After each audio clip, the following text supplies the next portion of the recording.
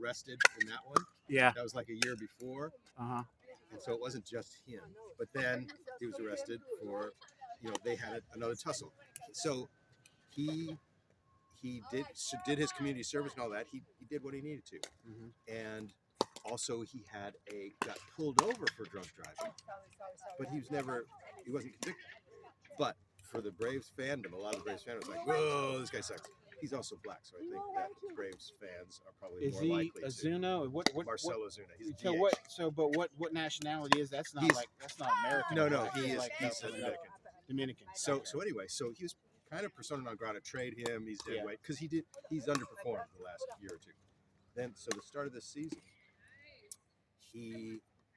for April and into the early May, he was batting. He was regular. Played every day as DH.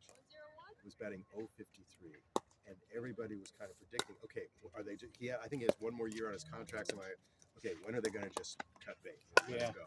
Yeah. And then he turned around. So he was batting 0.53 for the first month or so of the season. Wow. He ended up at like 290 with 40 home runs and 100 RBIs. And he's a great clubhouse guy. And so I have a friend who went to a game with his family this year. It was probably in June. So Ozuna was doing better, but this friend had been one of the guys saying they just need to get rid of Ozuna. So he went there with his kids, and they bought the special tickets where you go down for batting practice and talk to a player who comes up. So Ozuna came up there, and there's pictures of Ozuna with his kids and signing balls and everything, and it was like, he's now our favorite player.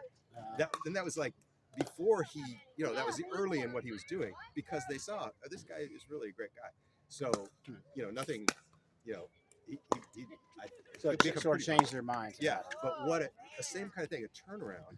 And there were two Braves players who were doing poorly at the start. The other one was, I'm forgetting his name. No, the kid in center field, who was rookie of the year last year. Michael Harris too. Michael Harris, yeah. So he was rookie of the year last year. He got off to a horrible start. He was injured at the start of the season, and then he got injured again in the season, early in the season. So he was doing very poorly as well. Not as bad as Ozuna, but everybody loves Harris. And I don't know, I threw that race thing in there. Harris is black, so yeah. They didn't I've never seen him do anything out of the that look. He looks like he was even keeled. Put it that way. He looks like an even keeled kind of guy. And so he was doing very poorly. So then he turned it around, like in June or something, and he credited Ozuna. He said Ozuna, because this was a kid, his second season, he'd been rookie of the year, now he's sucking. And he credited Ozuna with it, like just talking to him and saying, you're Michael Harris, so on. And he it was like that, turning on a dime, just like Trey Turner. Yeah. So it's amazing.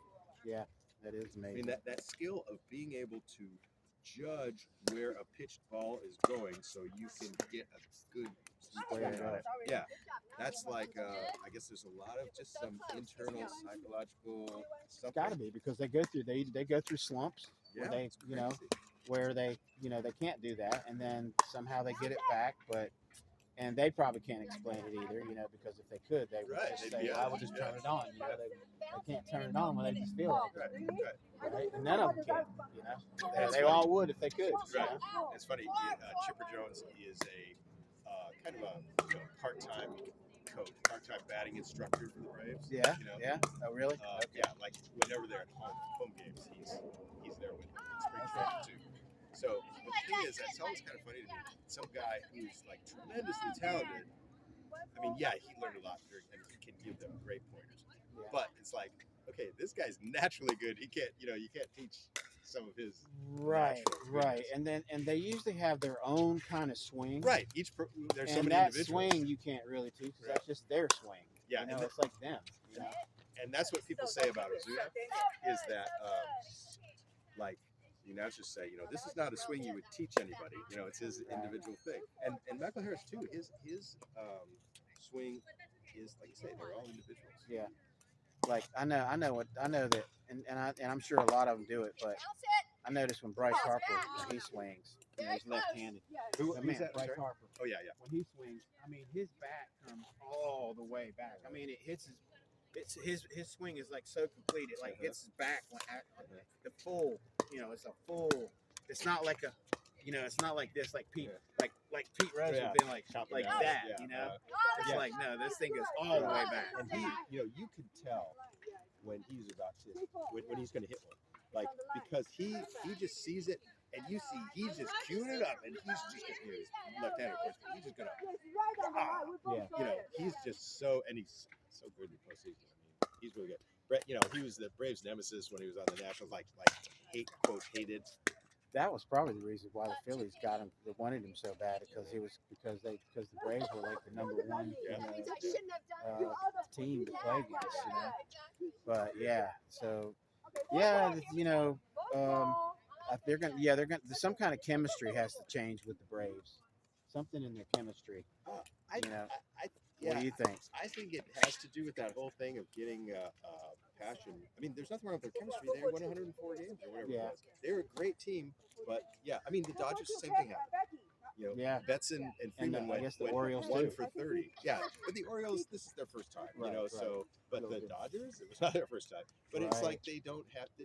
They're another, business as usual. Now I think it's like we are. Wow. We are the best, and you're just gonna have to accept it. And they just kind of like, right.